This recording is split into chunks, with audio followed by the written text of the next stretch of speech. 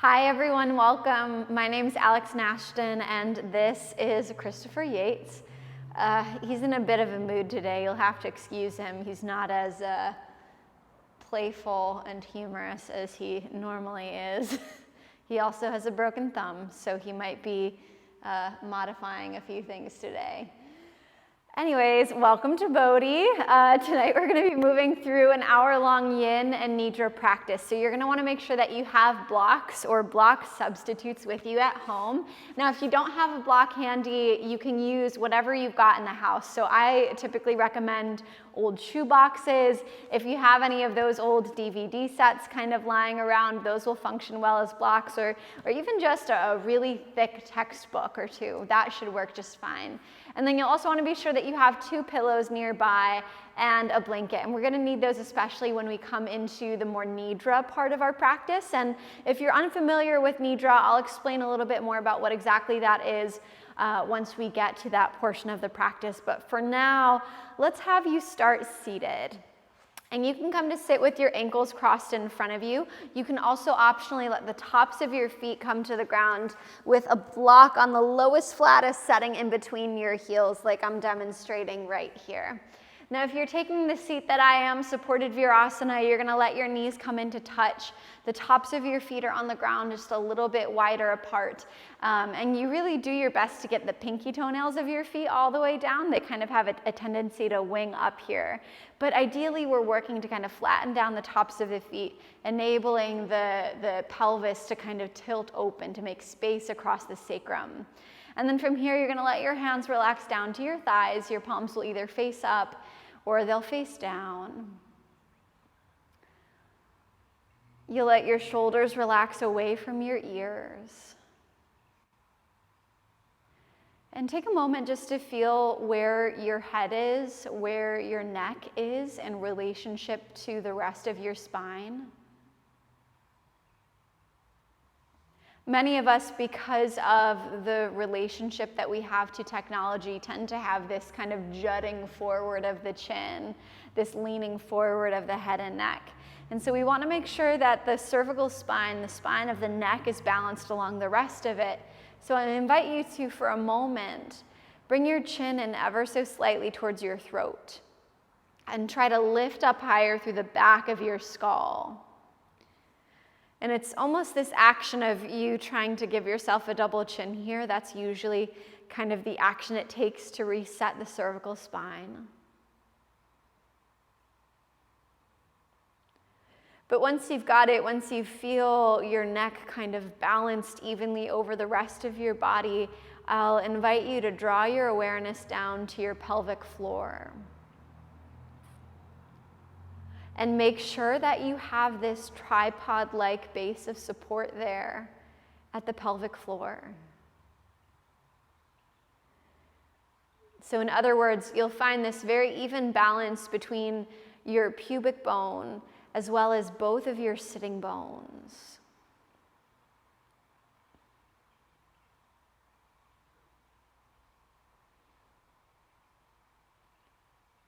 And so once you've got yourself balanced from your neck down to your pelvic floor, you feel what sensations are kind of moving over the surface of your body.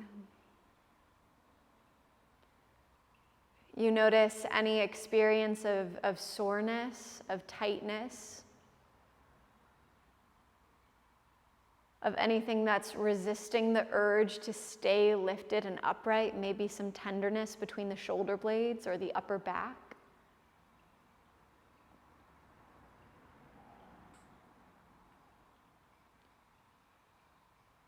You notice the places where there is openness, where there's freedom and ease, the places where you can easily breathe into, as well as the places where there is perhaps some clenching, some gripping, some holding on.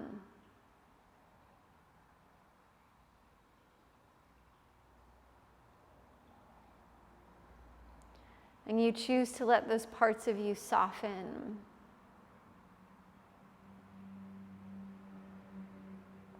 And in doing so, you settle into the practice in a more receptive place, in a more receptive state.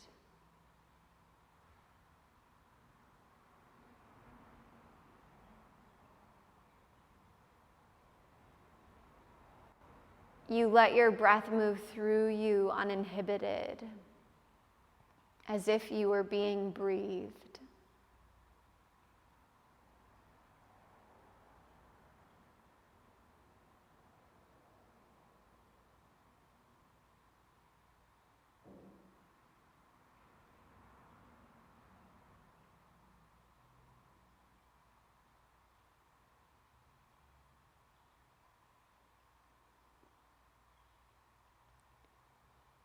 And with this kind of awareness in your breath and in your body, we'll begin to welcome some movement into the practice. So you'll let the palms of your hands come down to your thighs if they were facing up. And as you next inhale, you'll shift a little more weight forward towards your pubic bone. You'll lift your sternum up towards the sky. Draw your shoulders down, your back away from your ears. Lift your chin ever so slightly. So you're making a big arch in the back of your body, and then as you exhale, your chin comes in towards your throat. You round out your spine. A little more weight shifts back onto your sitting bones. And then you'll keep going just like that. So breathing in to arch yourself forward. Breathing out to round your spine back. You inhale to arch forward again. You exhale to round it out. And we'll move like that just a few more times.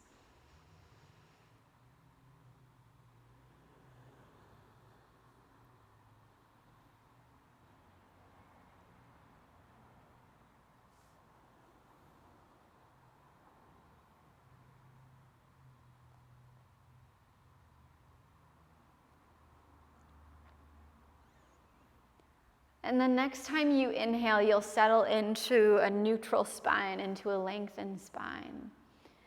You'll release your chin down to your chest, slowly blink your eyes open, taking in a point on the ground in front of you. And then you'll slide yourself forward onto hands and knees. So you'll come onto all fours, setting your block aside. And from that position on all fours, you can walk your hands out a little further in front of your shoulders. Palms of the hands are going to be facing down, are going to be facing the ground. Your fingers are going to be spread apart. Every single finger knuckle presses down onto the floor beneath you. And then you'll tuck your toes under and lift your hips up and back into a downward facing dog. So your feet here are going to want to be inner hip distance apart. And if you need to measure that out, you can swivel one heel into the opposite big toe mound. That'll kind of give you the right proportion. That'll kind of give you the right distance. And then once you've got it, you'll slide your heel back out again. So now both heels are completely hidden behind the widest part of your foot. You'll put a slight bend into your knees, just enough that you can eliminate the rounding in your lower back. You'll push down through the palms of your hands that are closest to your fingers and use that as support to elevate your hips, to elevate your pelvis even more. Take a breath in here and a breath out. Another inhale and another exhale. Go ahead and drop your knees down to the ground. And now staying on all fours, you'll walk your hands back so your wrists are underneath your shoulders once again. And this time, you're going to take your right kneecap to the back of your left knee.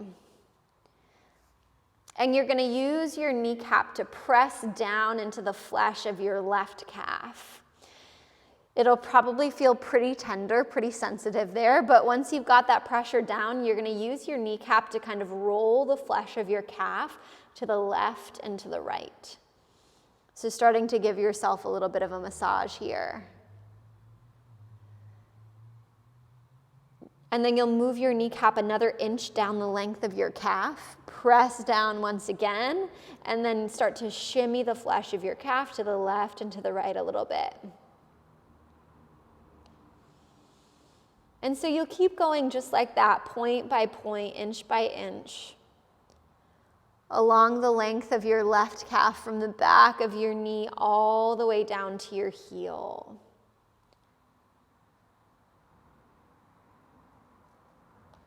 And once you've done that once, you're gonna go back up and do it again. And this time, as you move the flesh of your calf to the left and to the right, the second time around, you're gonna use a little more of a gentle pressure down, but you're gonna really quickly move the flesh of your calf to the left and to the right, almost like you were really trying to shimmy out the muscle of the left calf. And so you continue to wiggle it and wiggle it and wiggle it from the back of the knee all the way down to your heel, point by point, inch by inch. You make your way down.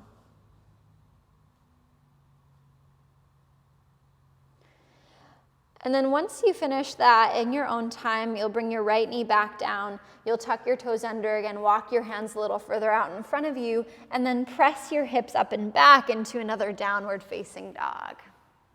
And just take a moment to feel the difference between your left calf and your right.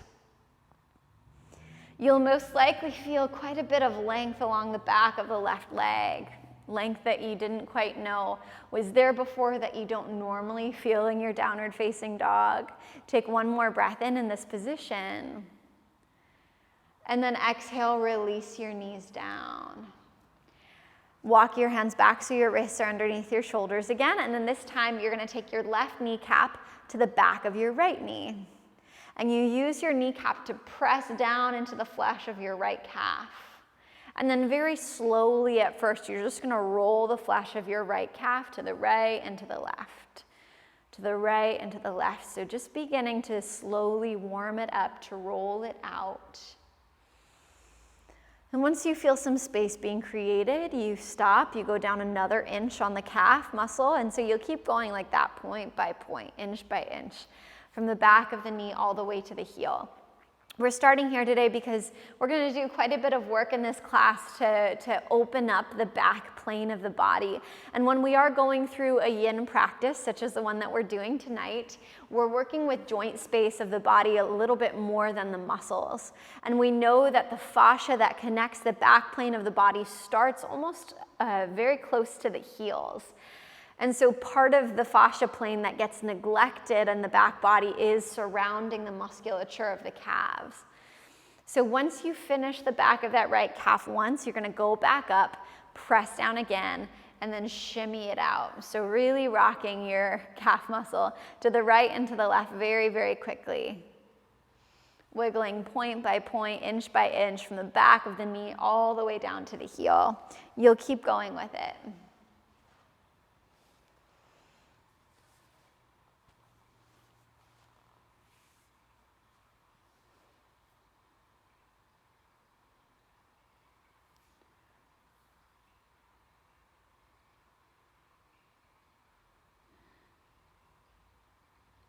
And eventually, when you make your way all the way down to your heel, you can let it go. You'll take your left knee down next to your right knee again. You'll tuck your toes under, walk your hands a little further out in front of you, and then press your hips up and back into another dog. And once again, notice the length, notice the space, notice the difference you've created between the back of the right leg and the back of the left leg. Make sure you're still breathing here.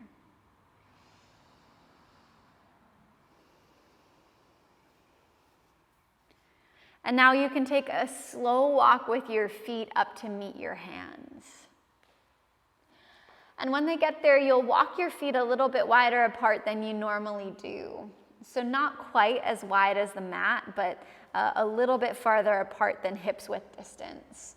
From there, you'll put a little bit of a bend into your knees, grab onto opposite elbows or opposite upper arms, and let your trunk kind of just sway from side to side. So starting to release the spine just a little bit more. You keep that bend into your knees so you make it less about the hamstrings and more about what's happening in the back body. And so you continue to sway from side to side, from side to side, until eventually you come to a place of pause in center. And you'll ever so slightly turn your right toes out to the right. You'll turn your left toes out to the left. You'll put a pretty generous bend into your knees now. So much so that you lower your hips towards the space in between your heels. So dropping down into more of a squat position, which might mean that your knees crack, very similar to the way Chris's just did. Now note, if your heels are lifted up off of the ground here, I want you to slide either a block underneath your seat so you can lean back on something enough that the soles of the feet can come flat all the way down. Or optionally, you can roll up a blanket and slide that underneath your heels so you have a little extra cushioning, so you have a little bit of support. And now in this position, you're gonna take your elbows to your inner thighs, your elbows to your inner knees, and then interlace your fingers, making a little cradle for your forehead. Let your forehead relax down into that cradle, the back of your neck lengthens, and you give your spine permission to round here. So very unlike a squat that we would take in a traditional asana practice. In this one, we're working to let the spine round. We're aiming to let it get curvy. But note that we still need to have integrity established in the soles of the feet and in the ankles here in order to maintain a very stable base of support. So think about putting a little more weight into the pinky toe sides of your feet and lifting up through your inner arches. Think about lifting up through your inner ankles. And make sure that you are still breathing. You continue to inhale. You continue to exhale. We'll take another breath in. And another breath out here. One more big breath in. And now as you exhale, you can release your fingertips, you can release your hands down to the ground in front of you. You're gonna slowly start to lift your hips back up towards the sky, turning your toes to face forward as you do. Your head, your neck, your upper body all totally relax. And now you'll walk your feet back in again so they're inner hip distance apart. You'll bend into your knees and then start to walk your feet back behind you again. So coming into another downward facing dog. Take a breath in here. And a breath out. One more inhale. Exhale, your knees come down. You untuck your toes so the tops of the feet find the ground. Big toes touch. Your knees can either be close together or you can take them wider apart for a child's pose. So hips draw back in the direction of your heels. Note that if your hips aren't quite finding your heels, that's fine. They don't have to. You don't have to force them down. If it's uncomfortable for your knees or for your lower back, you can definitely slide a little pillow or a bolster in the crook of your knees as a little additional support. But let your arms drape around you here. Let the palms of your hands face up beside you. And let your forehead relax down on something. Whether that's the ground, whether that's a block, you give yourself some support. And then you make sure that you're still breathing. And that you're focusing more of your attention on the opening, the expansion, and the release of your back body. So just how much can you let go here? Is there any way that you are holding onto the body that doesn't need to be held in such a way right now?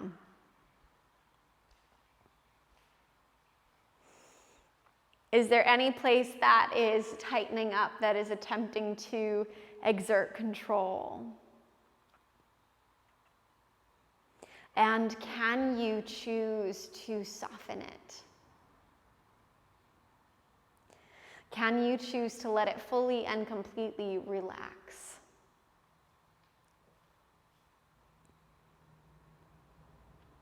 And I'll give you some more time in this shape to be sure that it's not solely a physical practice, but one that engages your mind as well. You make sure that you're focusing in on your breath, that you're noticing the sensations you feel across the surface of your body.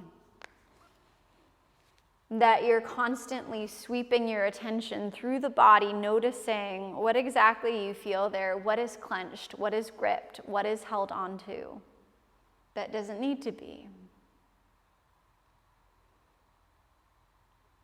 You actively choose to let go.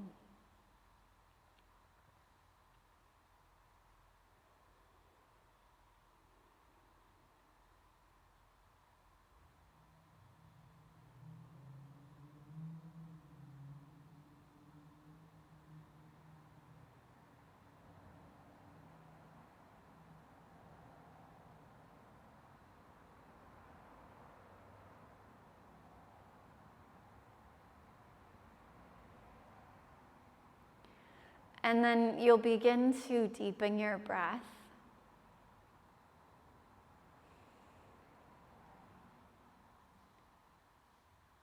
And you'll slowly slide the palms of your hands down to the ground in front of you. And ease yourself up onto all fours again. From all fours, you'll bring your knees into touch. The big toe mounds of your feet still touching here. You'll tuck your toes under and really do your best to get every single toe tucked under, including your pinky toes. Try to get them all the way under, and that might mean that you need to manually use your hands to tuck your pinky toes under if they're not going to make it on their own. But from there, you're going to walk your hands back and simultaneously work to press your hips back towards your heels. Again, that doesn't necessarily mean that they'll make it. But you'll notice what intensity forces you to stop there in the soles of the feet. And if at all possible, you'll walk your hands up on your thighs, resting your shoulders over your hips. So now you give the weight of your body to the soles of your feet and give them the opportunity to expand and to open. Again, this is working with that back plane of fascia within the body, the places that we normally neglect. And you'll probably notice that with this opening that there is this impulse to kind of close off, to stay shut down, to lock up.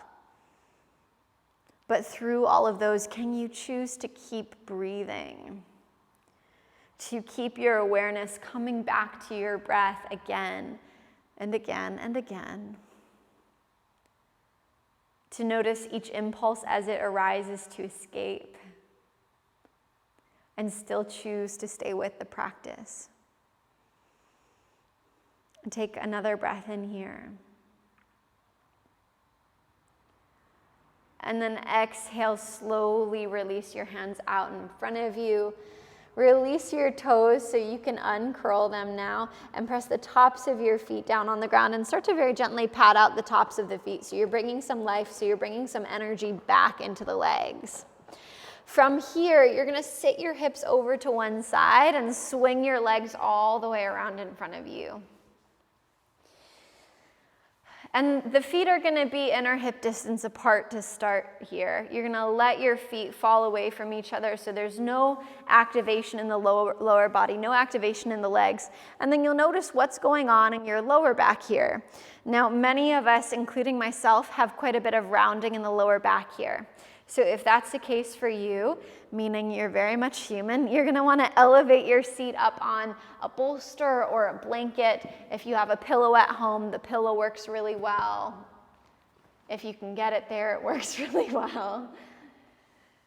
Nice. And then if your hamstrings are normally really tight, I'm going to invite you to put a bend into your knees and to slide either another pillow or a rolled up blanket to the space beneath your knees.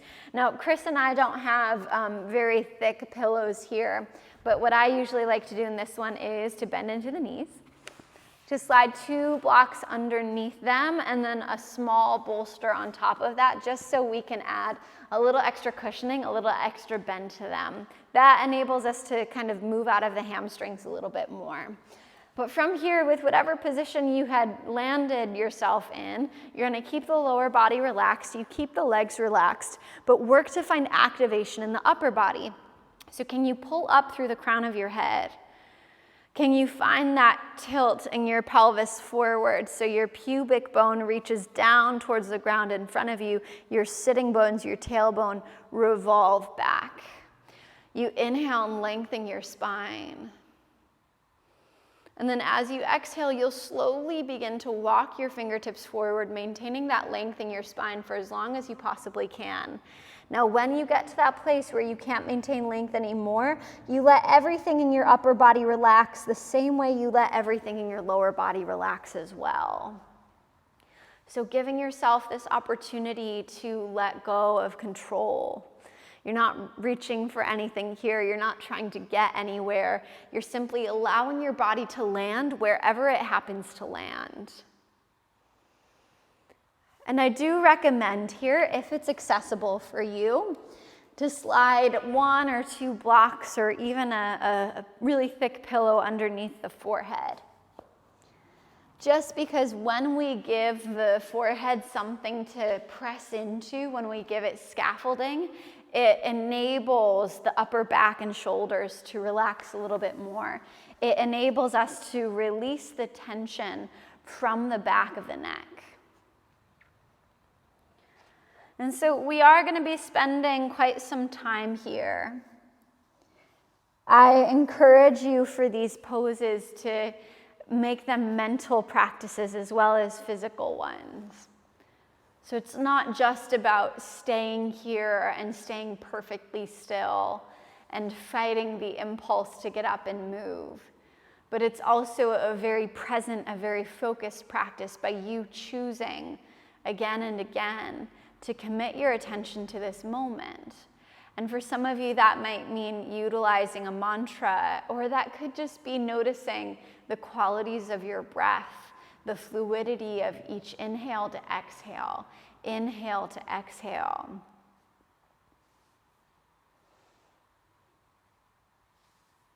You'll stay with that.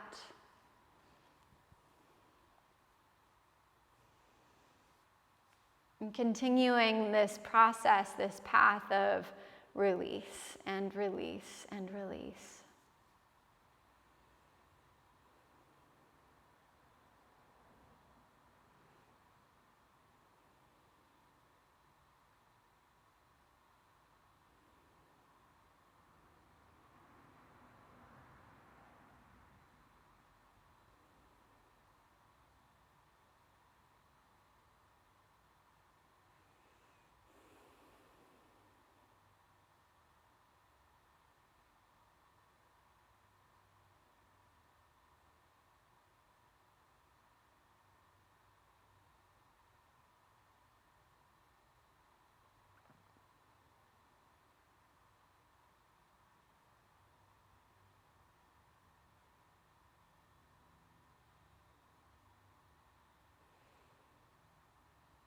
Be sure that you're keeping your mind engaged.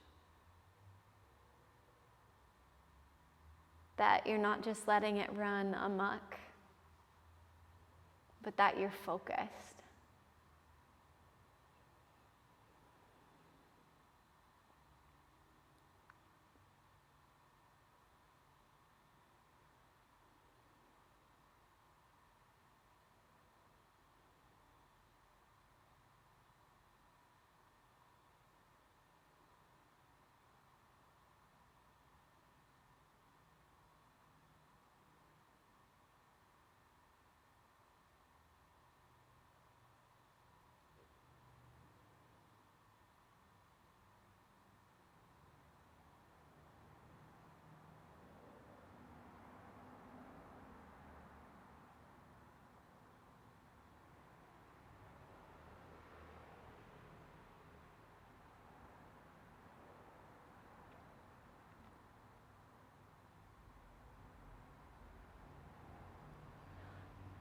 Stay as you are, but begin to deepen your breath.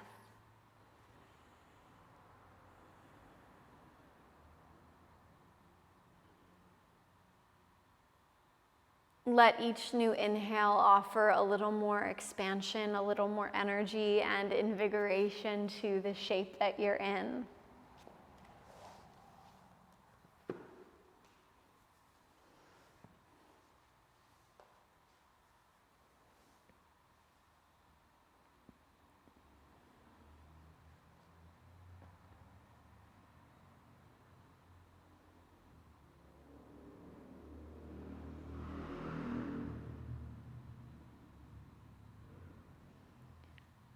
And then find the pressure of the palms of your hands down on the ground and being very, very gentle with yourself, especially after spending so much time in this pose. You'll begin to ease your way out of it, one vertebra at a time, rounding yourself up again. Once you are totally upright, you're gonna walk your hands a little further back behind you and slowly begin to rebend your knees until the soles of your feet find the ground. From there, if there was anything underneath your knees, you can slide them out of the way, slide those blocks that bolster out of the way, and then very gently let your knees rock from side to side. So now bringing a little more movement, a little more energy into the lower back.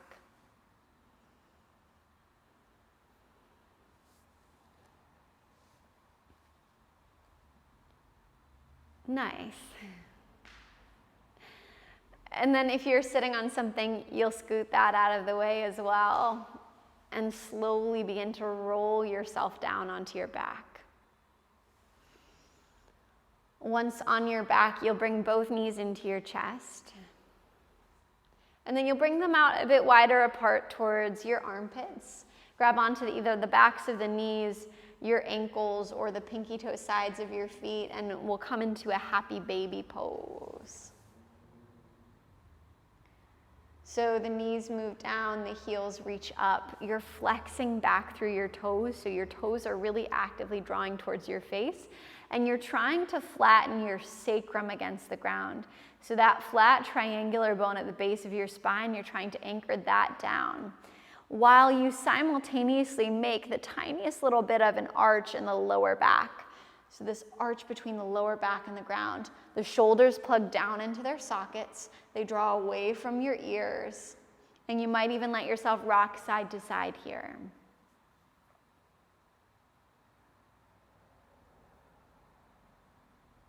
Good.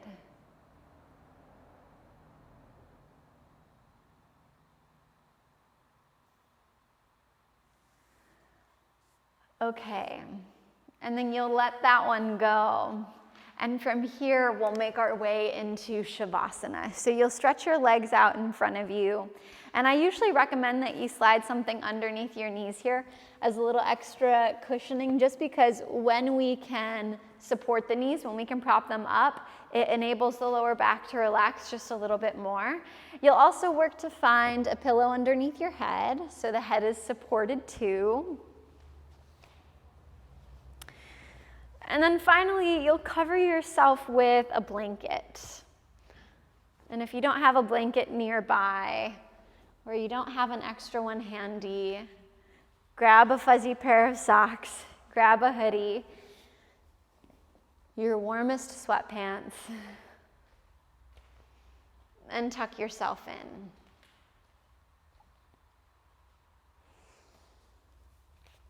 in. Get yourself really cozy, really comfortable here, because the mind will use whatever it can to pull our attention from the practice. So can you keep it focused here? By first eliminating the distractions.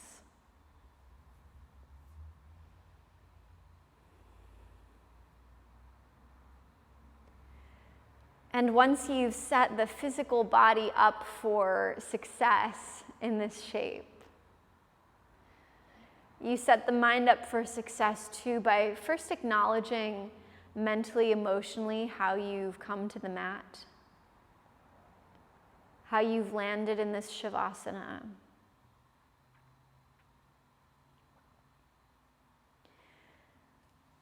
If you've never practiced Yoga Nidra with me before, Nidra is the Sanskrit word for sleep. So in this practice, we are teaching our bodies how to fall asleep while our minds remain alert and focused. And that enables the brain to move into the hypnagogic state between being asleep and being awake. The state where they say all of our best ideas will come to us just before we wake up in the morning. It's that kind of twilight zone. And in it, we set the mind up for success by first acknowledging the sounds that occur in the space around us. So not trying to force them away, not trying to pretend they don't exist, but actually listening to and hearing each sound in the space around you.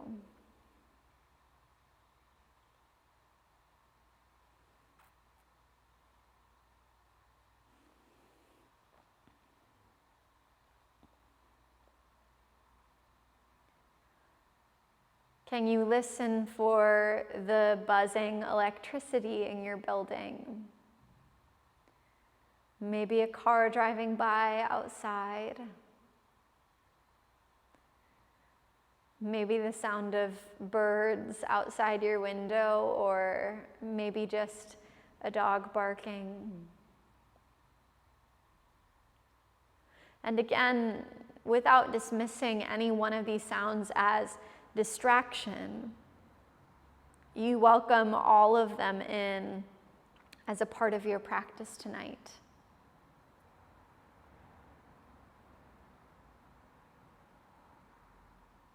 And you'll notice that the mind has this tendency to cling to one sound in particular. But my encouragement to you is to let that go and keep your mind moving from sound to sound, constantly taking in all of the different sounds of this moment in time.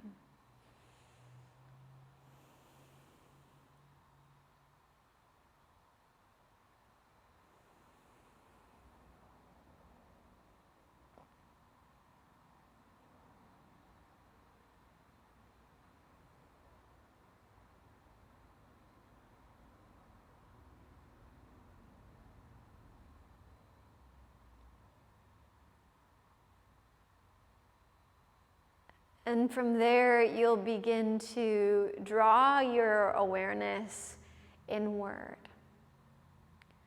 and listen for the very quiet, the very subtle sounds you can hear inside your own body.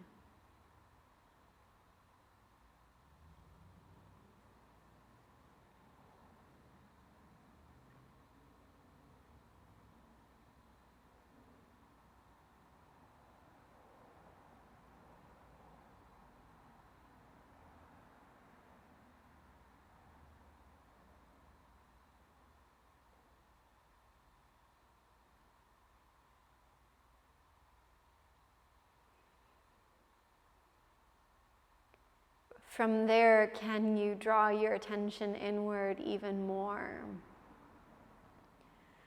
to a place inside of you that is beyond sound, that is quiet, that is peaceful? And from this place, we'll cultivate sankalpa, or intention for the practice. Unlike an intention that we set in our normal waking consciousness, sankalpa is very special because it's a direct command from the conscious mind to the subconscious and to the unconscious, which we have greater access to in practices like Yoga Nidra. And so in setting your intention, be it to cultivate forgiveness in your life or cultivate feelings of worthiness, you'll treat it as if it were already real, as if it were already happening within this present moment to increase its potency. You turn it into a positive, affirmative statement, beginning with the word or the words, I am. So to continue with those two examples that I just gave, your sankalpa would be, I am forgiving, or I am worthy, or I am, or I, whatever it is that you intended.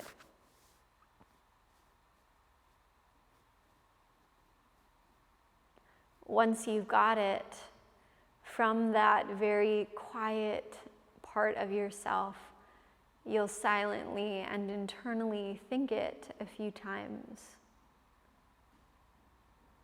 So repeating within the container of your head that sankalpa.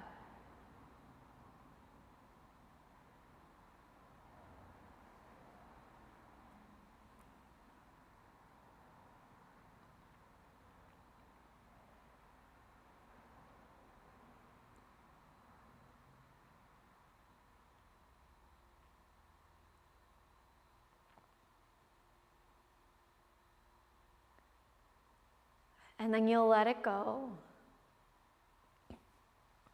And we'll move through a rotation of consciousness. I'll call out different parts of the body, and you don't have to do anything with these parts. You don't have to move them or change them. Just feel each part relaxing that I call out. Begin by feeling your right hand. And very specifically, relax your right thumb. Relax your right index finger, middle finger, ring finger, pinky. Feel the palm of your right hand relaxing. The back of your right hand. Your right wrist. Right forearm. Elbow. And upper arm. Feel your right shoulder, right armpit, rib cage. Relax your right waistline and your right hip, thigh, knee, shin, right ankle, all relaxed. Bring your awareness down to the heel of your right foot and feel your heel relaxing. The sole of your right foot relaxing. Top of your right foot relaxing. And all 5 of the toes on your right foot relaxing.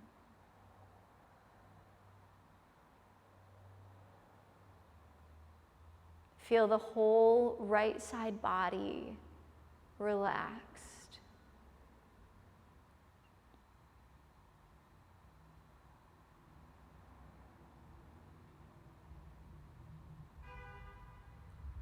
Now shift your attention over to the left side of your body. Feel your left hand relaxed. And very specifically, your left thumb. Index finger. Middle finger. Ring finger, pinky. Feel the palm of your left hand relaxing. Back of your left hand, left wrist, forearm, elbow, upper arm,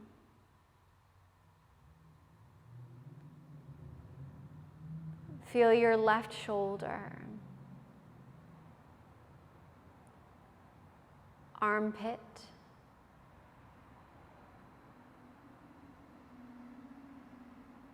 rib cage, all relaxing. Left side waist, left hip,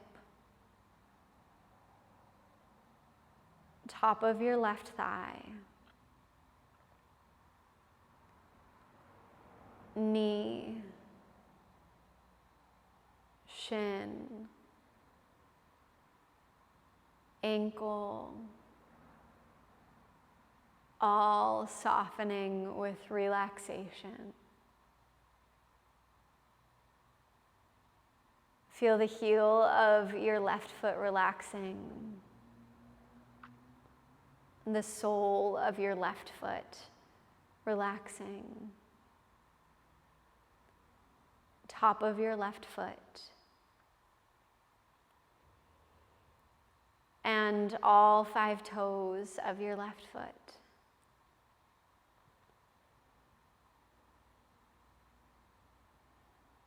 Feel all 5 toes of your left foot.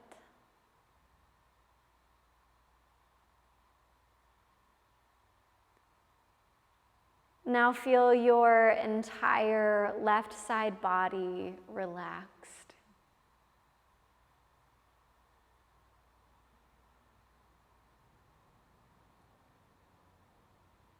Entire left side body relaxed.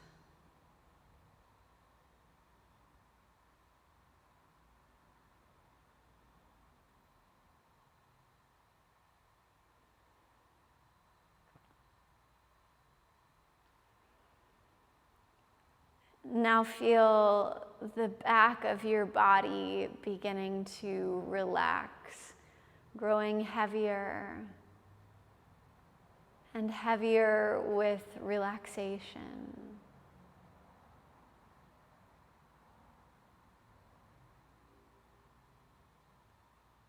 Feel your heels simultaneously relaxing.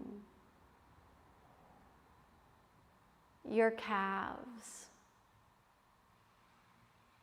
the backs of both knees,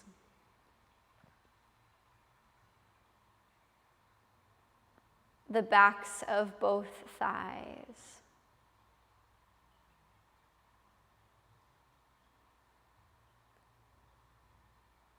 feel the back of your pelvis relaxing.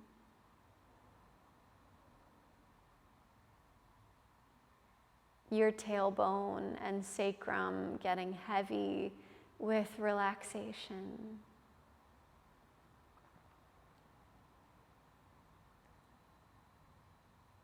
Your lower back easing up, middle back and upper back all letting go.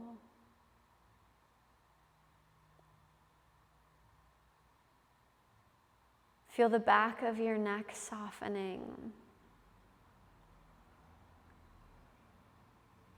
The back of your head releasing.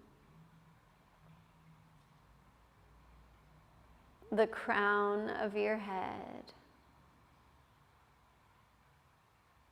Your forehead. And feel your eyebrows relaxed and the space between both of your eyebrows relaxed. Your eyelids. Your eyes.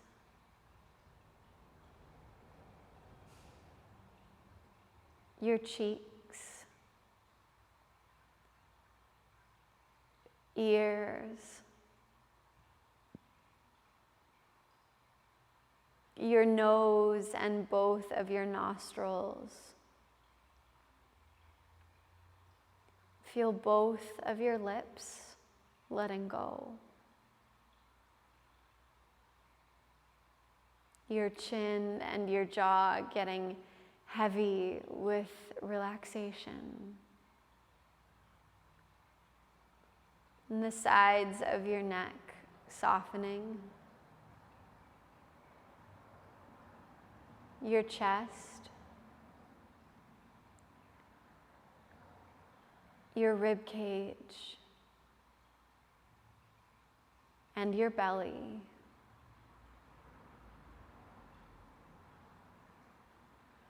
Notice the way your breath sinks you down with each exhale.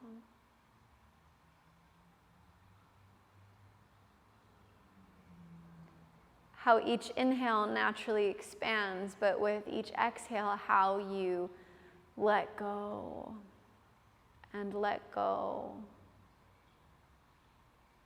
and let go.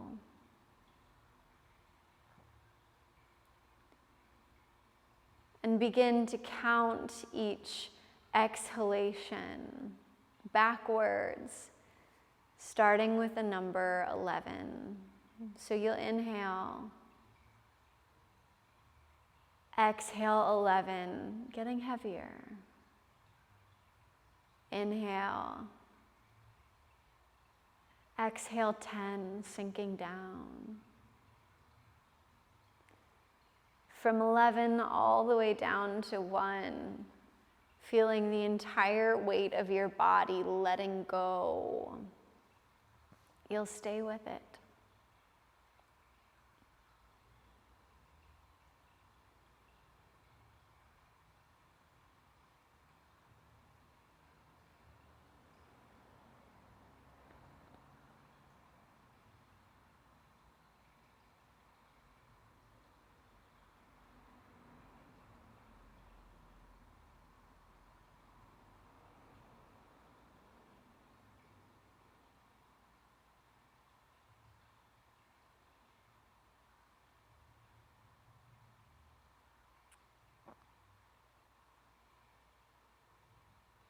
Until finally you let go of your count wherever you are. You feel the ease in your body, the lack of control, the lack of effort. And you begin to deepen your breath. Noticing how each inhale invigorates you and brings more energy, brings more life back into your body. How you can stay in this muscular state of ease and relaxation while there is prana moving through you.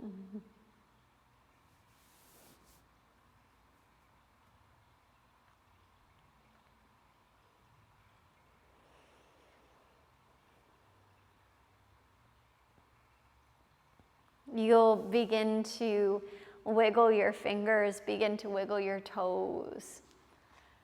Start to wake your body back up again.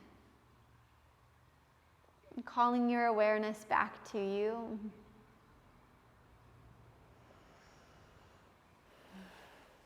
In your own time, you'll gather your knees into your chest before rolling over onto your right side in a fetal position. From that position, you'll press down through one hand at a time and bring yourself up to sit.